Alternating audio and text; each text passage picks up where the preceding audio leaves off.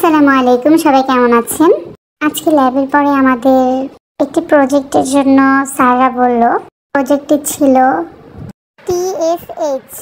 এর full meaning হলো thyroid stimulating hormone. TSH পরীক্ষা হলো একটি থাইরয়েড উদ্দীপক হরমোন পরীক্ষা। এই TSH রক্ত পরীক্ষাটি আপনার শরীরে থাইরয়েড উদ্দীপক হরমোনের মাত্রা নির্ধারণের জন্য করা হয়।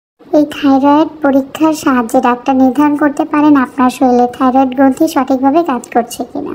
আমি আর আমার বান্ধবী সেই প্রজেক্টেই ছিলাম আজকে। এই পরীক্ষাটি করতে হয় খালি পেটে।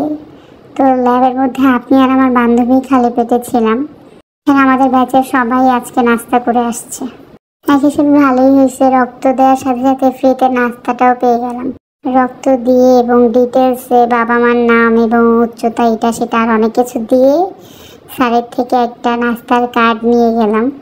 এখানে আমাদের জন্য নাস্তার একটা প্যাকেট ছিল। ক্যান্টিনে যেয়ে দেখি বিশাল ভিড়। সেই ভিড়ের মধ্যে 15 থেকে 20 মিনিট দাঁড়ায় থাকা খাবার নেওয়াটা খুবই কষ্টসাধ্য ছিল।